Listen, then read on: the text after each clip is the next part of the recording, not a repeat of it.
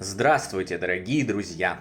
Я приветствую вас на очередной лекции канала «Жизнь после жизни есть, я знаю», который посвящен доказательствам жизни после смерти и устройству потустороннего мира, куда каждый из нас попадает по завершении своего земного пути, где и воссоединяется с ранее усопшими родными и любимыми, и продолжает бесконечное путешествие по нашей прекрасной и удивительной Вселенной. Если вам нравится то, что мы делаем, вы можете поддержать работу нашего канала донатом по ссылке в описании видео. Благодаря вашей поддержке наши ресурсы остаются бесплатными для всех. Большое вам спасибо. Сегодня я передам вам удивительное откровение о природе и происхождении человека разумного, которое получил во время одного из своих разговоров с потусторонним миром. Мои дорогие друзья, мы приближаемся к финалу нашего паранормального курса лекций и погружаемся на глубину, на которой то, что я говорю, для многих зрителей и слушателей будет звучать как нечто совсем фантастическое, нелепое и абсурдное. Но вы не прерывайте учебу, даже если все внутри вас будет верещать о том, что вы слушаете какой-то бред психически нездорового разума. Помните, что когда-то для тех, кто не знал, что Земля круглая, откровение об этом, как и о том, что в космосе множество таких же круглых планет и звезд, вокруг которых они обращаются, тоже звучали как откровенная фантастика, не заслуживающая ничего, кроме насмешек и порицания. Авторы же, озвучивавшие эти, сегодня очевидные для всех знания, записывались в сумасшедшие и сжигались на кострах вместе с их книгами и статьями. Поверьте, пройдет совсем немного времени, сменится несколько поколений, и знания о жизни после жизни, о духовном мире и его устройстве, о нашей бессмертной природе и происхождении станут для всех такими же очевидными, как и таблица умножения. Пока же живущим сегодня остается предпринять волевое усилие и, несмотря на яростное сопротивление материального мира, продолжить не всегда легкое познание духовных областей Вселенной и мира за гранью вещественного плана сущего. Чем ступень раскрываемого знания выше той, на которой находится осознающий разум, тем невероятнее это знание выглядит. Но это не делает его ложью или выдумкой. Если вы будете спокойно, методично и планомерно продолжать погружение, то убедитесь сами. По мере приближения к нужной ступени восприятие постепенно меняется. Появляются зачатки многомерного мышления, затем оно развивается, и вместо абсурда и нелепости перед познающим предстает стройная и логичная картина. Более того, эта картина настолько очевидна, что остается только восклицать: «И как я не видел этого раньше!» Итак, в один из дней я расслабился, отпустил мысли в свободный и бесконтрольный поток, доверился этому течению сам, вошел в медитативное состояние и почувствовал, как со мной установила связь другое сознание. «Привет! Я очень рад, что у тебя все так хорошо складывается». Воспринял я в своей голове и почувствовал такие знакомые и приятные эманации любви и душевного тепла. «Привет!» – направил я в ответ собственную мысль. «Все благодаря твоей поддержке и заботе. Спасибо огромное!» «Всегда пожалуйста! О чем пообщаемся?» «Давай о чем-нибудь большом и грандиозном, о чем-то, что так волнует многих людей». Например? Например, как ты думаешь, человек вообще с Земли? О, это легко и прикольно, тебе понравится. Смотри. И тут в мое сознание уже знакомым методом несловесного общения, которое мы разбирали в наших предыдущих лекциях и книгах, полились объемные картины, звуки, чувства, эмоции, ощущения и мыслеобразы. Вот как очень приблизительно можно перевести этот большой пакет информации на ограниченный человеческий язык. Человек совершенно определенно и точно не с Земли. Наш родной мир, как физических существ, находится далеко отсюда.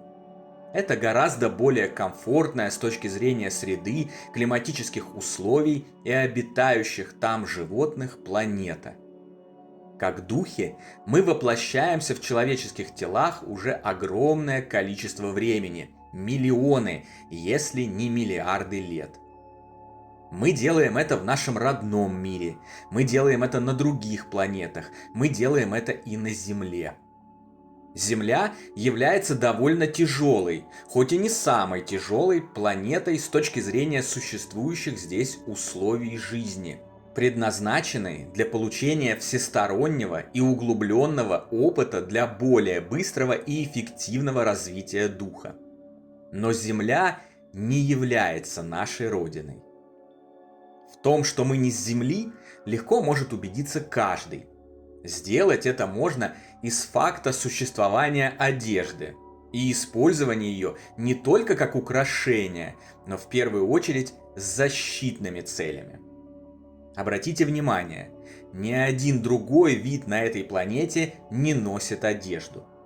Кошки, собаки, лемуры, львы, медведи, тушканчики, муравьи, киты, чайки и все остальные, они не одеваются. Для комфортного существования им достаточно их собственных тел. Они дают им все необходимое для комфортной жизни, защиту и красоту.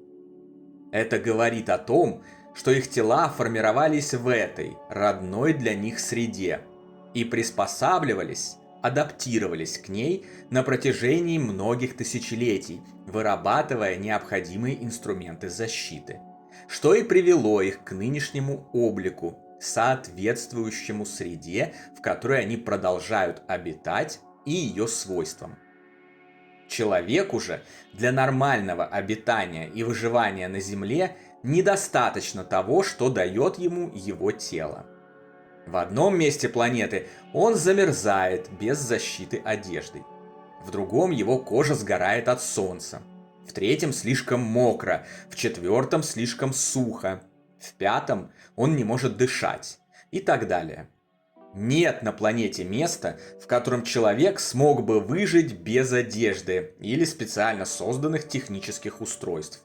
Это наглядно говорит о том, что местная среда является для нас враждебной и агрессивной. Если бы мы развивались в условиях этой среды с самого начала, как родной нам, наши тела, как и тела других обитающих здесь существ, приспособились бы к ней, и нам не нужна бы была одежда.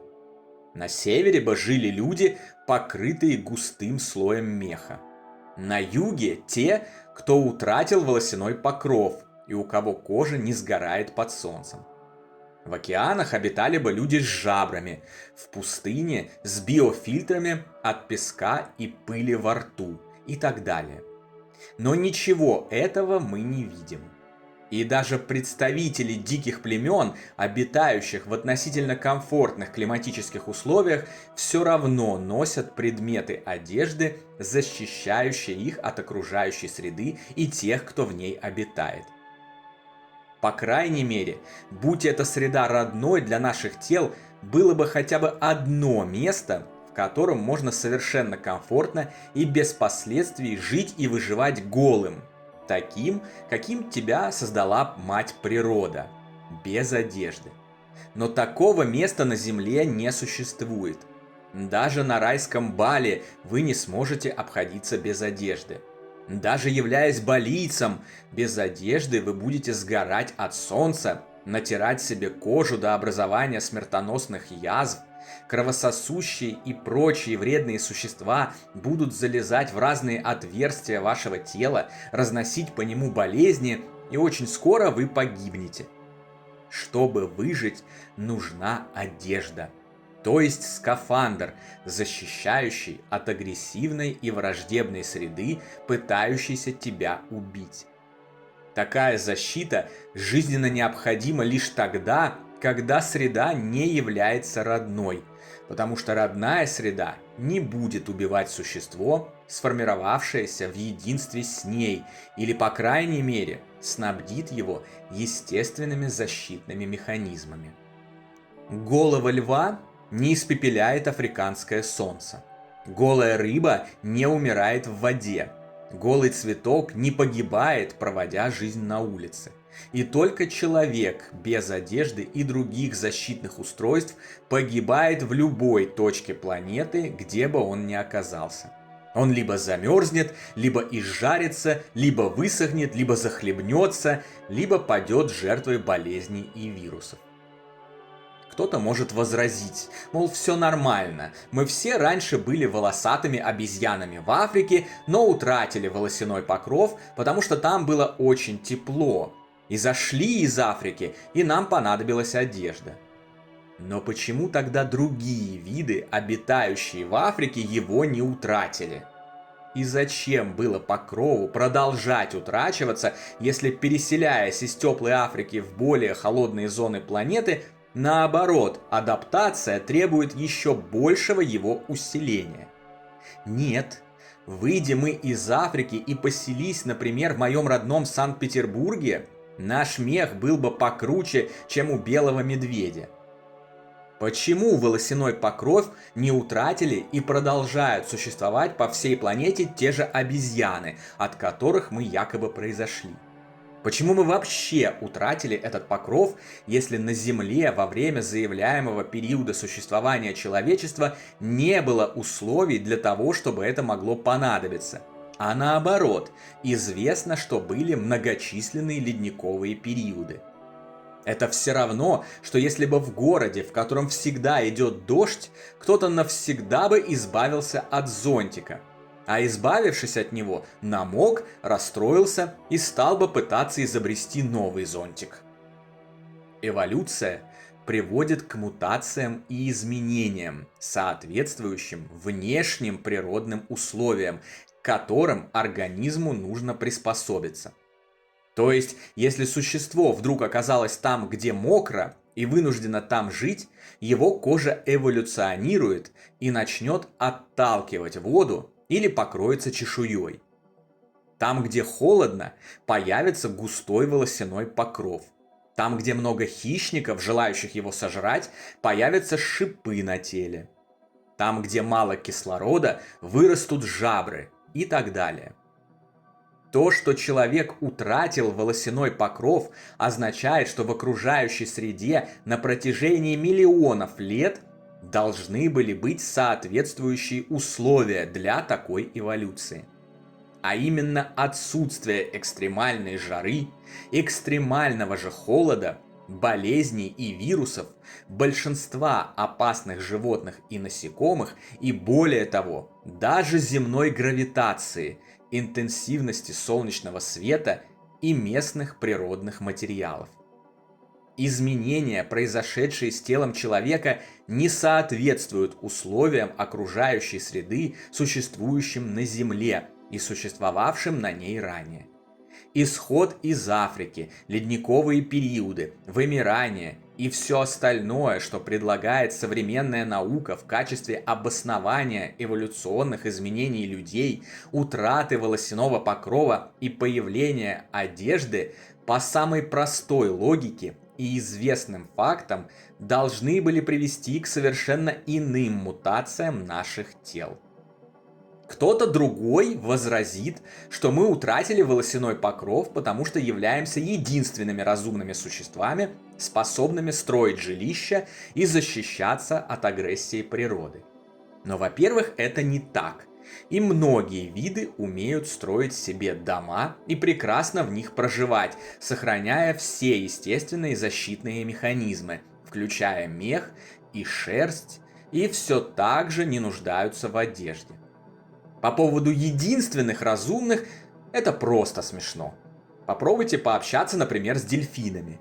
уверенность в нашей исключительности и исключительной же разумности сразу сильно пошатнется. Во-вторых, для столь обширных адаптационных процессов прошло слишком мало времени. Дома мы научились строить относительно недавно, мгновение назад в масштабах времени жизни планеты. Виды не эволюционируют настолько быстро, чтобы утратить волосяной покров, не имея для этого обоснованных внешних причин, вызванных реальной необходимостью. А такой необходимости, как мы уже выяснили, не было. Особенно учитывая, что даже научившись строить жилище, человек все равно проводит большую часть времени вне их, все в той же агрессивной и враждебной среде, и наличие жилища не может являться причиной эволюционной мутации. Да и относительно комфортные условия проживания внутри жилищ, такие как свет и постоянное отопление, появились совсем недавно. О том же, что порой и в собственном жилище выжить без одежды невозможно, если случилась какая-нибудь коммунальная авария, можно даже и не упоминать. Еще один скептик скажет, что мы утратили волосяной покров именно потому, что стали носить одежду из-за стыда и для красоты. Но это вообще несусветная глупость, так как если допустить, что мы жили в родной и естественной среде, которой были полностью приспособлены, то никакой нужды в одежде не было вообще, изначально. В этом случае, как и другие виды, мы бы до сих пор прекрасно обходились без одежды или использовали ее исключительно как украшение, что само по себе также не может являться причиной генетических мутаций. Чтобы существование нашего почти голого тела было обосновано с точки зрения эволюции и адаптации к окружающей среде, на Земле должны были существовать совершенно другие, значительно более комфортные для жизни человека условия. Здесь, как мы уже выяснили, их нет и никогда не было. Но такие условия действительно существуют. Только не на Земле, а в совсем другом мире, в нашем родном мире, в котором наши тела эволюционировали основную часть времени существования нашего вида, а это миллионы, если не миллиарды лет. Мы не произошли от обезьян. Обезьяны Земли сотворены верховным разумом Вселенной, но представляют собой уникальное творение, имеющее свою обособленную ветвь эволюционных процессов их физических тел. И наши тела сотворены этим верховным разумом. Но впервые, сразу после сотворения, мы появились не здесь, а на другой планете, и долгое время жили там. В какой-то момент, около 100-200 тысяч лет назад, мы прибыли на Землю, реализуя замысел высших творческих сил организовать здесь еще одну площадку для воплощения духов, которые будут проходить испытания, крепнуть, расти и развиваться в довольно неестественных, неприятных, враждебных и агрессивных условиях, обеспечивающих кратное увеличение эффективности такого развития и ускорение роста духа. В качестве материальных существ мы расселились по всей планете и продолжили здесь эволюцию своих физических тел естественным образом. Поэтому у разных народов, занимающих разные территории, произошли небольшие изменения внешности. Формы глаз, носов, цвета кожи, волос и прочее. Но поскольку мы прибыли сюда уже с одеждой и использовали ее для защиты от агрессивной окружающей среды, чтобы выжить в ней, а не природные адаптационные механизмы организма, изменений в области волосяного покрова не произошло. Мы все так же остались голыми и вынужденными носить одежду для защиты и красоты. А небольшие, частичные эволюционные изменения внешности разных народов, ограничивающиеся только формой глаз, носов, губ и некоторых других частей тела, цветом кожи и волос, Поэтому и столь небольшие, что прошло довольно мало времени с момента нашего прибытия с другой планеты. Только тем, что мы прибыли на Землю из другого мира уже с багажом и защитой в виде одежды и знаний о ней, можно объяснить существование голого физического тела человека. Если же принять, что человек появился на Земле и эволюционировал здесь, все разваливается, доказательная база рассыпается, а картина не стыкуется. В этом случае мы, как и все остальные виды, были бы покрыты мехом, обладали бы жабрами и многими другими естественными биологическими защитными механизмами, соответствующими вызовам и опасностям среды обитания. Но нет. У нас ничего этого нет, и мы защищаемся от окружающей природы искусственно созданной одеждой. Поскольку мы пребываем в агрессивной и враждебной среде и защищаемся от нее посредством одежды и прочих механизмов и устройств, следовательно, мы здесь еще и с исследовательскими целями. Ведь что делает исследователь океанских глубин, когда погружается на дно с целью изучить его, собрать образцы и сделать новые открытия? Совершенно верно, надевает скафандр, защищающий его от смертоносной среды, и делает все от него зависящее, чтобы вернуться в более комфортную среду с максимумом новых знаний и опыта и передать их соплеменникам. А отсюда уже недалеко и до осознания себя духом, который раз за разом надевает скафандр, защищающий его от агрессивной среды плотного физического мира, называемый телом, с теми же целями познания, сбора информации, прогресса, роста и развития, а затем возвращается в более комфортную и естественную для него среду, наш общий, прекрасный и великолепный духовный дом. Круг замкнулся. Конец истории. Ого, обалдеть можно! У меня мозг задымился. Думаешь, кто-то в это поверит? Спросил я своего невидимого собеседника, поделившегося со мною этим удивительным пакетом информации. Может быть, лет через 300-400. Я надеюсь. Сейчас многие из них, конечно, к этому еще не готовы, как и мы с тобой были не готовы еще совсем недавно. Но ты все равно расскажи им, хоть тебя и будут называть сумасшедшим, поливать грязью и помоями. Но обязательно найдутся и те, чьи глубинные знания их душ, сейчас покрытые забвением материи, откликнутся, всплывут на поверхность, пробудят их и изменят их жизнь и жизни их родных и близких к лучшему. А значит, мы не зря работаем. На сегодня это все, дорогие друзья. Дополнительную, интересную, полезную информацию за пределами лекций, ответы на ваши вопросы о жизни после смерти в целом и по этой лекции в частности, а также познавательные статьи о потустороннем мире вы найдете в нашем телеграм-канале. Ссылка на него, как всегда, в описании видео и на экране. Добро пожаловать! Встречаемся на новой лекции здесь же, на нашем YouTube-канале. А пока всего вам самого лучшего, волшебного и замечательного.